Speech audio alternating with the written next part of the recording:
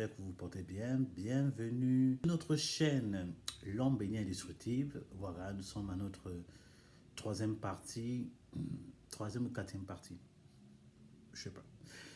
Voilà, sur le thème de l'esprit de pauvreté, nous avons essayé de définir c'était quoi l'esprit de pauvreté. Nous avons essayé de parler de la mentalité de l'esprit de pauvreté.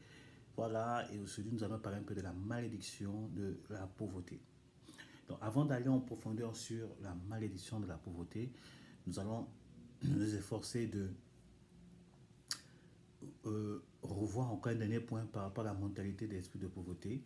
Et après, on va aller dans un autre, on va shifter dans la prochaine saison, par rapport à cette chaîne où vraiment on a bien des choses qu'on est en train de préparer dans le secret qui va vraiment aider beaucoup de personnes par la grâce de Dieu. Voilà, donc nous avons dit plein de choses par rapport à la mentalité. Voilà, la mentalité, c'est, comme je dis, c'est la pensée, en fait, ta manière de voir les choses, ta manière de percevoir, ta manière de concevoir les choses. C'est la mentalité de la pauvreté. Et la mentalité de la pauvreté, nous avons défini plein de choses.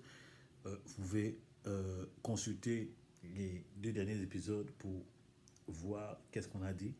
Et franchement, j'ai reçu un bon retour des personnes qui m'ont écrit, qui m'ont remercié pour les vidéos sur ça, et ça a béni beaucoup de personnes. Et les gens ont rigolé aussi par rapport au témoignage de,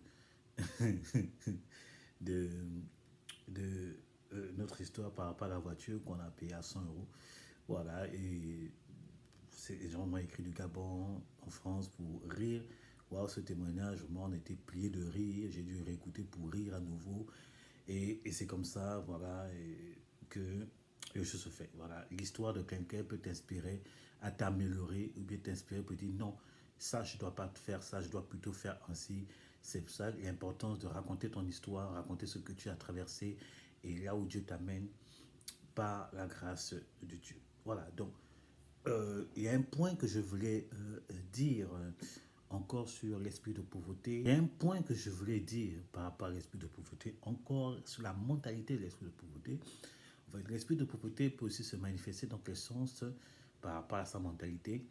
En fait, c'est que tu n'as rien, mais tu te comportes comme si comme si tu avais quelque chose. Voilà, il faut pas c'est vrai que faut pas confondre avec la foi. Non, je ne parle pas de ça.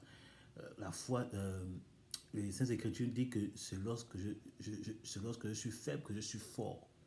Voilà, ça c'est une manifestation de la foi. Ça c'est une confession pour te booster à croire et te booster à rentrer dans ce que Dieu a prévu pour toi. Mais je ne parle pas de ça. Je parle en fait de ce matu là qui a aucun fondement. Tu n'as rien, mais tu veux vivre au-delà de tes moyens. Voilà, par exemple, tu gagnes peut-être 1000 euros, mais tu veux vivre comme une personne, tu as 10 000 euros. Ça, c'est l'esprit de pauvreté. Vivre au-delà de ses capacités. Ça, c'est une manifestation de l'esprit de pauvreté. Les gens ont la capacité d'avoir un certain standard. Toi, tu n'as pas encore cette capacité. Ne cherche pas à vivre maintenant dans une capacité que tu n'as pas. Ce n'est pas... Il y a des personnes qui le font parce qu'ils ont honte de leur situation actuelle. Non, la situation actuelle doit tout simplement te booster à changer de vie. La situation actuelle doit te booster à t'améliorer, doit te booster à changer quelque chose pour que tu entres dans la dimension à laquelle tu aspires. Voilà. Le fait que tu es dans une situation peut-être précaire actuelle, je l'ai toujours dit, ce n'est pas ta finalité, mais il faut juste travailler, il faut bosser, il faut être patient. Voilà, la précipitation, écoutez, la précipitation va t'amener à l'échec. La précipitation va t'amener à l'échec. Voilà, il faut être patient, travailler, croire, laisser le temps faire sa chose et lorsque ton temps viendra, tu vas changer de dimension. Il ne faut pas euh, euh, euh, je me rends compte que je peux dire aussi, l'esprit de pauvreté va te pousser à te précipiter et te précipiter, tu vas te cogner la tête. Tu cognes la tête, tu vas repartir au niveau zéro. Ne sois pas pressé. N'essaye pas de vivre au-delà de ton standard, au-delà de tes capacités. Si tu as une capacité de 1 000 euros, vis, vis selon cette capacité. Au moins tu as 1 000 euros. Il y a des gens qui n'ont même pas 500 euros. Il y a des gens qui n'ont même pas 100 euros. Mais au moins tu as 1 000 euros. Donc contente-toi de ça et travaille pour augmenter ta capacité. Voilà, c'est ça l'esprit de pauvreté. Vivre au-delà de tes capacités. Tout ça là. C'est, je ne sais pas, je connais pas tout le monde, mais le peu que je connais de ce type de personnes qu'on appelle peut-être la sapologie, vous qui ne connaissez pas la sapologie, même c'est presque une religion. C'est presque une religion qu'on trouve au Congo, dont le père fondateur est euh,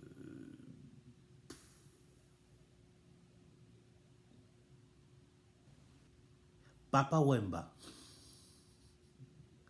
Le père fondateur de la sapologie, c'est Papa Wemba, apparemment.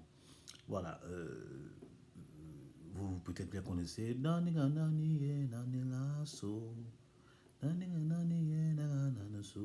Voilà, qui a chanté un peu ça, et qui avait une très belle voix sur le plan artistique. À un moment donné de sa vie, il s'est confessé, il a confié sa vie au Seigneur Jésus, à un moment de sa vie. Voilà, donc la sapologie, en fait, c'est un groupe de personnes qui, en fait, qui met en valeur le différents styles d'habillement avec les mélanges de plusieurs couleurs. Enfin, c'est une extravagance dans le plan du style, mais chacun a son goût. Voilà. Voilà. Donc, j'ai connu des personnes qui sont tellement dans ça, c'est que ils investissent tellement dans ça, ils sont prêts à mourir de faim. Certains, hein, je ne dis pas tout le monde, mais certains, la plupart, à ce que j'ai vu, ils sont capables de s'endetter juste pour acheter une garde-robe. Alors il peut manquer à manger. J'ai vu des personnes le faire dans la sapologie, j'ai vu des personnes le faire même sur le plan, les passionnés. Il y a des personnes, ceux qui font le tuning. Vous connaissez le tuning, c'est le fait de modifier les voitures. Tu prends une voiture, par exemple, simple, tu modifies, tu transformes ta voiture en voiture de course. Voilà, et c'est des dépenses, ça coûte de l'argent. Il y a des gens qui investissent, qui donnent, qui se tuent pour tuner leur voiture. Ils sont prêts à manquer d'argent, ils sont prêts à dormir dans une cabane. Pour certains, hein, je ne généralise pas la chose, mais pour certains, ils sont prêts à même dormir dans une cabane juste parce qu'il veut tuner sa voiture.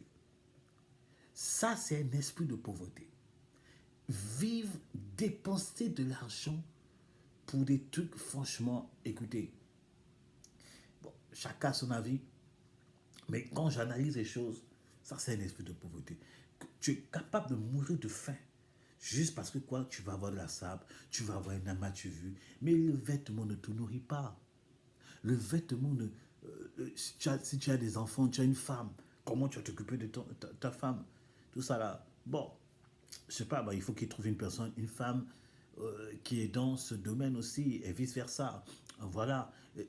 C'est l'esprit de pauvreté, c'est carrément, c'est vivre au-delà de ses capacités. Tu dépenses au-delà de tes capacités. Ça, c'est un esprit de pauvreté. Ah, ok. La grandeur ne veut pas dire se créer des problèmes. La grandeur, c'est que tu as une grande vision, mais tu as la sagesse et l'humilité de savoir que cette grande vision, pour que j'y arrive, je commence d'abord petit. Je ne vais pas au-delà de mes capacités. Bien aimé. Et il y a beaucoup de personnes qui se, qui, se, qui brisent leur destinée tout simplement parce qu'ils ont été pressés, parce qu'ils ont été animés par un esprit de pauvreté et voilà, ils ont précipité les choses, ils ont voulu au-delà des choses. Non, ne confondons pas cela avec la foi. La foi, c'est autre chose. La foi, c'est autre chose. Quand quelque chose est donc à profondément la foi, les résultats sont, on dit, il est dit que la bénédiction de l'Éternel n'est suivie d'aucun chagrin. Si la démarche que tu fais est animée par la foi, les résultats et même le processus, il n'y a pas de chagrin. S'il commence à avoir trop de chagrin, je veux dire la vérité, c'est pas la foi. C'est un excès de zèle, c'est une manifestation de l'esprit de pauvreté pour pouvoir te nuire. Donc, n'essayez pas d'aller au-delà. Tu as peut-être une grande vision dans ton entrepreneur. Commence d'abord commence tout petit, commence par le bas. Commence par le bas, va au niveau 1. Tu as la vision du niveau 20, commence au niveau 1. Avant d'arriver à 20, on commence par 1, 2, 3, 4, 5. Tu ne vas pas commencer quelque chose, tu vas être au niveau 20. Ça, c'est la magie. Ça, c'est la magie. Voilà, ça, c'est la magie.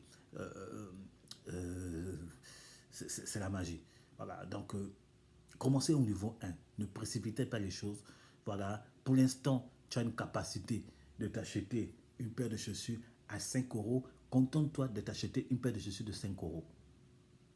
Ne va pas acheter une paire de 100 euros alors que tu n'as pas la capacité. Tu vas t'endetter et tu auras des soucis pour rien. Il faut être sage. Que cette pression, que cette influence qui te pousse à manifester un truc qui n'est pas vraiment de toi, il faut que cela quitte ton cœur. Il faut qu'elle quitte ton cœur. Il faut recadrer les choses. Voilà. Nous voulons atteindre un certain niveau. Nous voulons prendre soin de notre famille. C'est normal. Nous voulons prendre soin de notre famille, prendre soin de trucs. On voulait tout. Mais il y a des étapes à respecter. Soyons fidèles aux étapes, au processus. Et vous savez qu'il y a ce que j'appelle l'accélération. Il peut y avoir une accélération. Mais l'accélération peut venir par la fidélité. Tu es fidèle. Tu commences bien, tu es fidèle. Ne rentrez pas dans ce qu'il a tricherie. Oui, je veux vite aller vite, je vais sauter les étapes, tout ça là. La plupart des personnes que j'ai connues qui veulent sauter l'étape, qui va aller vite, ils ont toujours mal fini. Ils ont toujours mal fini. Faire attention. Oh oui, non, il faut que j'aille vite. Les autres, non, non, non, non, non, non. Il ne faut pas que ce que les autres font donc t'influencer à t'améliorer, mais t'améliorer en suivant les étapes, t'améliorer en suivant les processus, t'améliorer en suivant le cheminement normal. Et quand tu es fidèle à ça, une accélération peut venir. Ça, il n'y a pas de problème. Une accélération peut venir. Quand tu es fidèle à ça, écoutez, il y a eu, par exemple, il y a eu une opportunité d'affaires qu'on a eue à l'époque par rapport au Bitcoin. J'étais un peu trop... Bon, le Bitcoin, c'est un truc que j'avais... J'entendais parler de ça, j'avais une certaine conviction par rapport à ça. J'en ai toujours, hein, j'ai toujours cette conviction. Tout ça là. Mais le Bitcoin, il faut trouver... je parlerai de ça quand j'ai des thématiques que je vais traiter tout à l'heure. Dans les prochaines vidéos, je parlerai un peu de tout ça.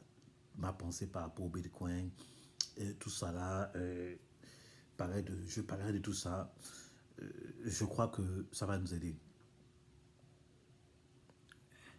Et il y avait une opportunité, et puis il y avait une conférence qui venait présenter cette opportunité à Toulouse.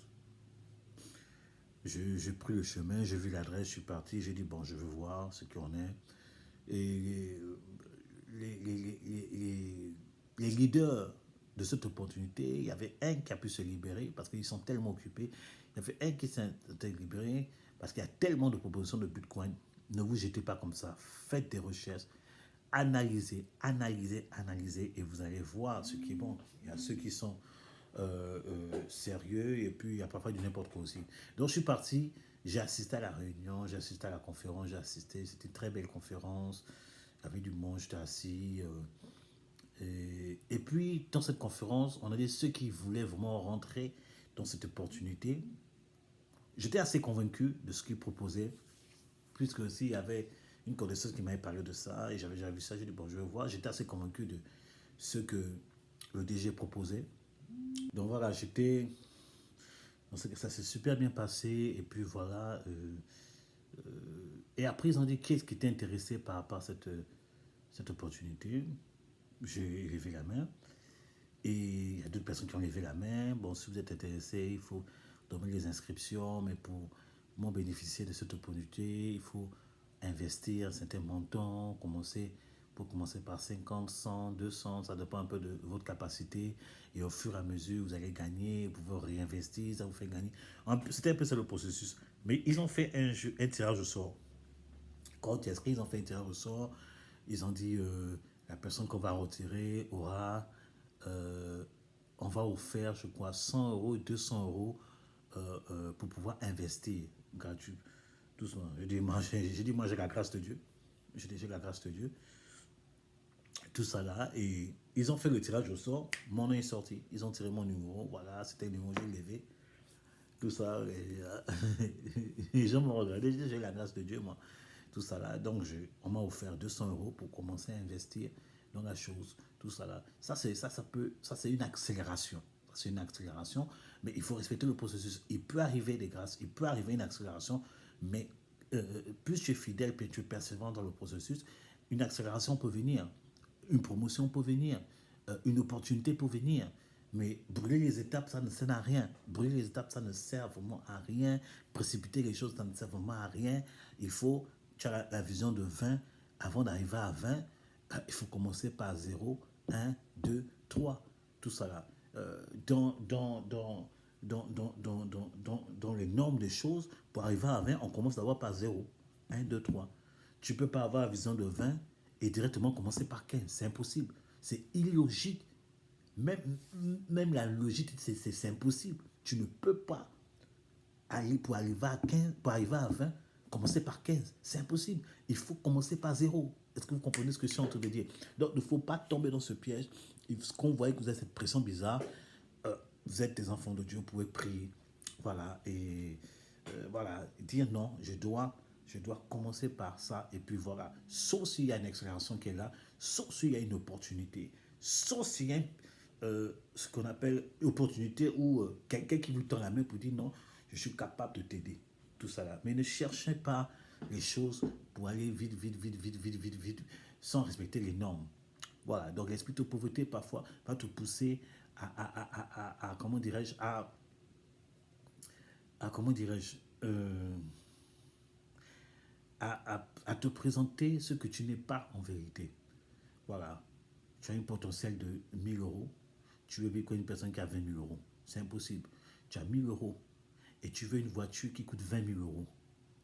Et alors que dans les 1000 euros, il y a quoi? Il y a ton loyer dedans. Si tu es marié, il y a la popote pour toi et pour le foyer. Il y a les charges fixes. Tout ça, électricité, eau, internet, voilà, tout ce qu'il y a, tout ce qu'il y a, les besoins personnels à manger et tout ça. Déjà 1000 euros, c'est déjà peu pour tout ça. Ça dépend aussi du loyer que tu as. Et en plus, si tu as des enfants, c'est compliqué. Voilà, donc avec 1000 euros, tu ne peux pas dire que je vais prendre une voiture à 20 000 euros. C'est impossible. Tu vas prendre une voiture selon ta capacité. Il faut être sage.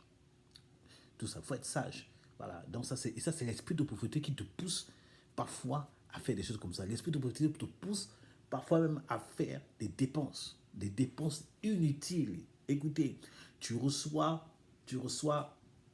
50, tu reçois peut-être 5 000 euros comme ça. Tu reçois 5 000 euros, tout ça là, mais tu ne comprends pas, quand tu reçois 5 000 euros, des dépenses bizarres arrivent, des dépenses arrivent, tout ça là, ça c'est l'esprit de pauvreté. Le but, c'est que tu ne puisses pas garder les finances et pouvoir atteindre tes objectifs.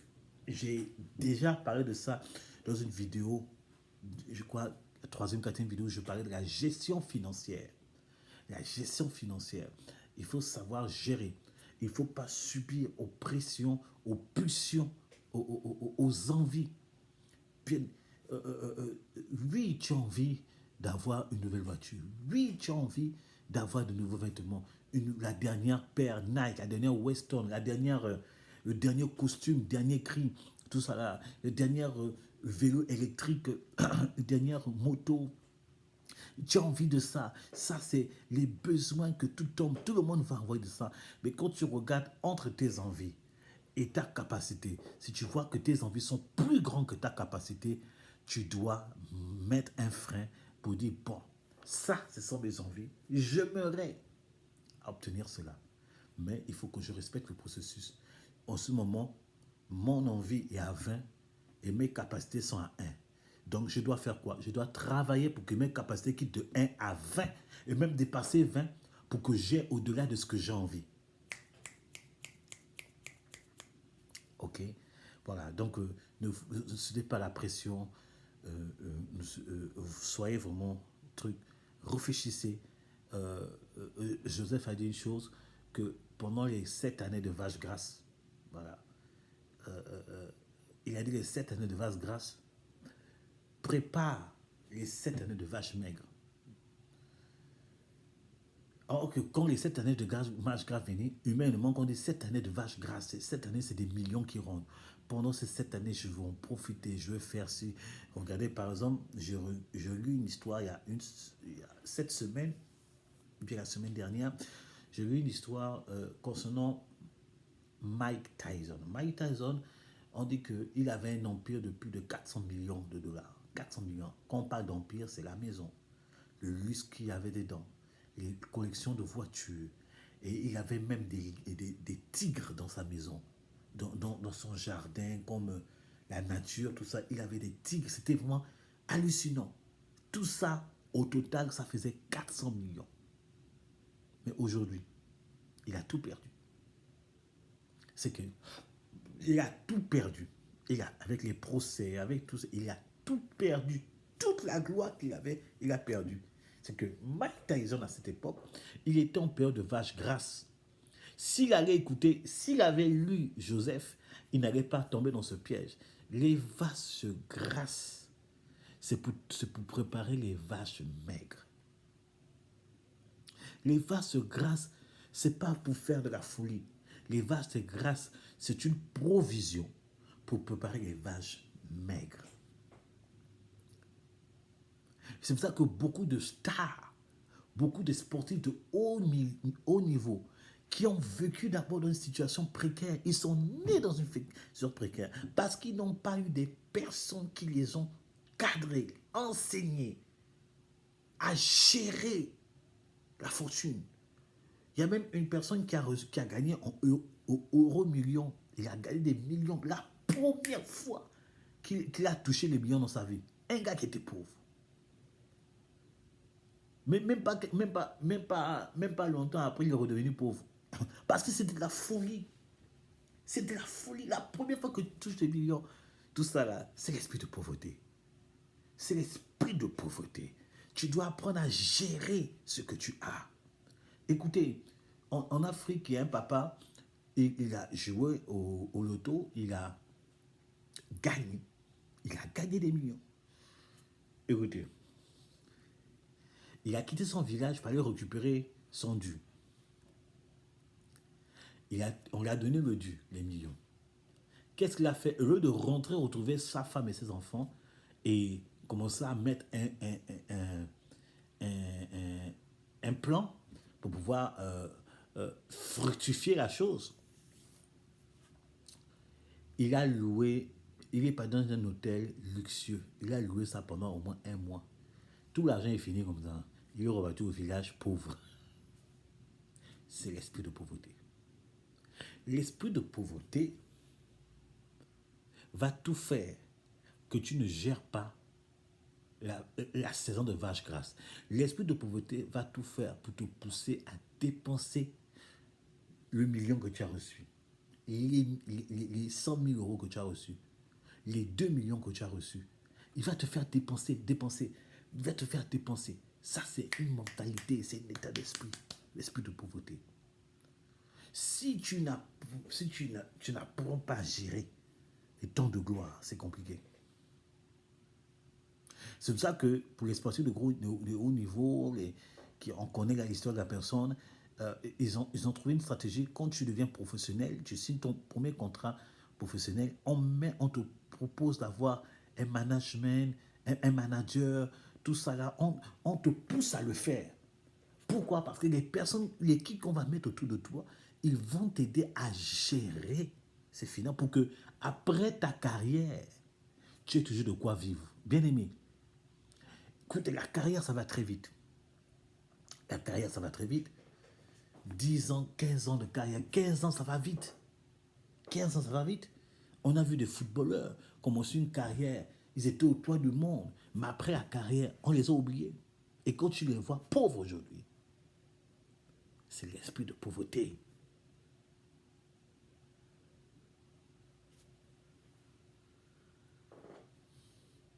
C'est pour ça que quelque part, c'est pour ça que je dis quelque part, la pauvreté est une malédiction. La pauvreté est une malédiction. La pauvreté est une malédiction.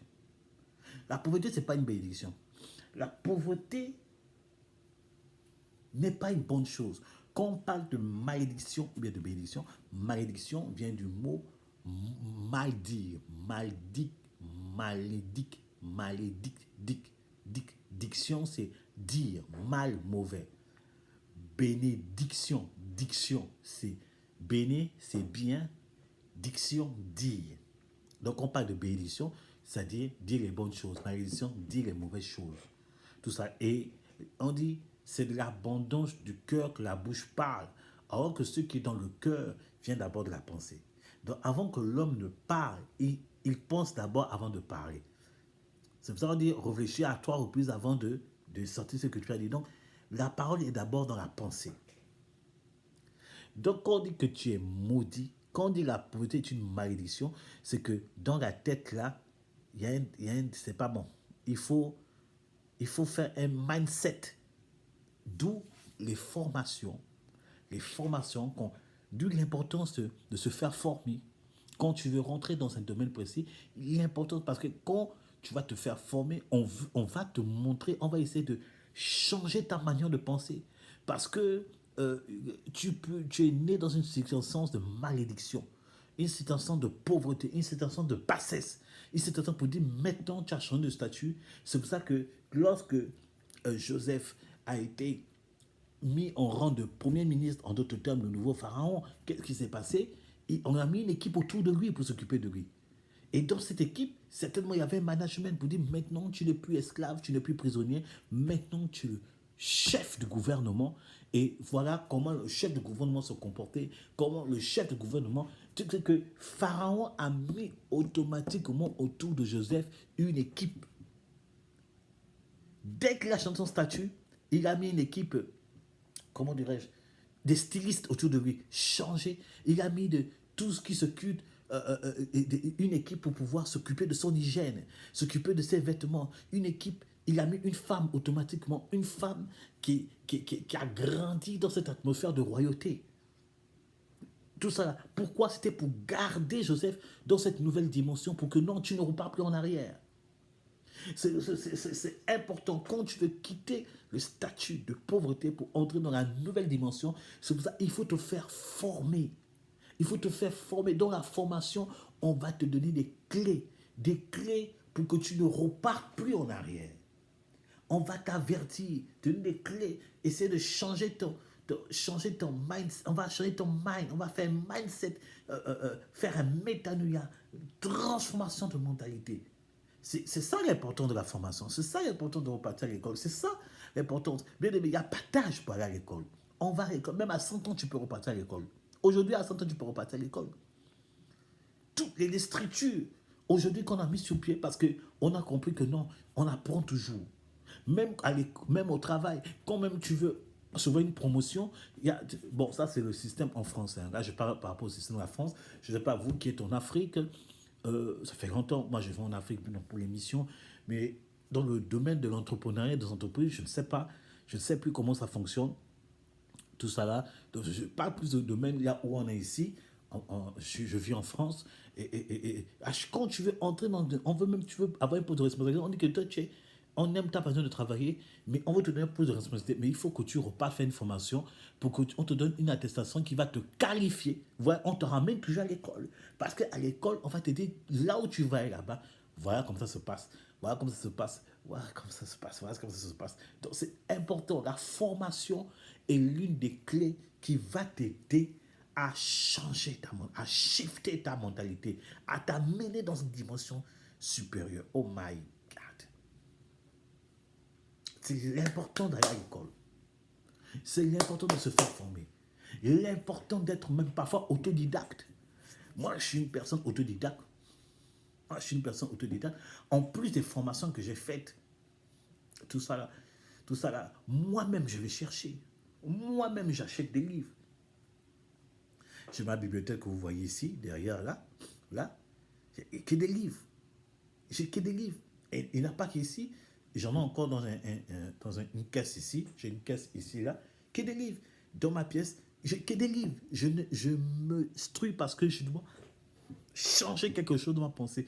Je dois entrer in the new dimension pour entrer et être capable de gérer ce qui arrive. Ok? Donc, comprenez cela, bien-aimés. La pauvreté, c'est une malédiction. C'est une mauvaise atmosphère. Mais il faut que tu fasses des choses pour changer les choses, pour shift et pour que tu avances. Ne te laisse pas avoir par la pression. Sois patient. Tu vas y arriver. Tu vas certainement arriver. Si tu te donnes des moyens, pour y arriver, tu vas certainement arriver. Yes! Voilà, j'espère que ça vous a béni. J'espère que ça vous a ouvert l'esprit. Voilà, le prochain thème que je vais entamer, je vais parler prochainement les différentes étapes pour créer une entreprise. Je parlerai de ça. Je vais voir chaque étape crescendo. C'est la prochaine saison. Voilà.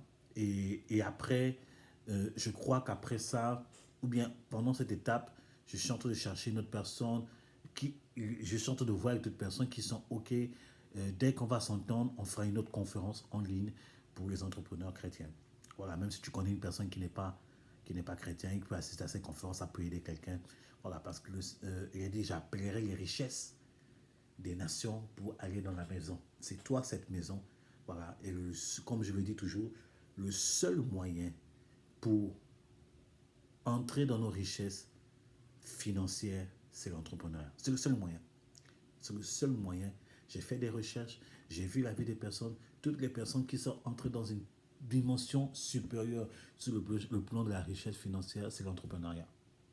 Une personne a dit une fois, j'ai un de mes neveux qui a partagé cette pensée, le salaire ne te rendra pas riche, mais l'entrepreneuriat te rendra riche. Il y a quelqu'un qui a répondu, demande à Neymar son salaire, tout ça là. Mais ce que vous ne comprenez pas, et quand je parlerai des étapes de l'entrepreneuriat, je parlerai de ça, et je parlerai aussi des témoignages des entrepreneurs qui ont réussi, ça va vous aider. On dit demande à Neymar, mais j'ai dit à mon neveu, mais les footballeurs, les sportifs de haut niveau, ce sont des auto-entrepreneurs. Ce sont des auto-entrepreneurs. Les footballeurs, les basketteurs, tous les sportifs de haut niveau, les boxeurs, ce sont des auto-entrepreneurs. Ce ne sont pas des salariés, ce sont des auto-entrepreneurs. Ils signent un contrat. C'est leur image qui est mise en avant. Moi, j'ai travaillé en tant qu'auto-entrepreneur avec une société. La société me donnait tout le matériel qu'il faut pour travailler, mais j'avais le statut d'auto-entrepreneur. Bon, j'ai le statut aujourd'hui encore, mais à cette époque, j'avais le statut d'auto-entrepreneur. Donc, c'est une vérité universelle. Que ce soit dans les écritures, bien la vie de tous les jours, l'entrepreneuriat est le seul moyen que Dieu a mis sur place pour nous rendre prospères. Ne cherche pas autre chose. Je vous donne rendez-vous prochainement. On parlera des différentes étapes de la création d'une entreprise. Et après, on parlera d'autres thèmes que je n'ai déjà mis sur pied, que je suis en train de développer. Voilà, pour vous édifier. Voilà. À la prochaine.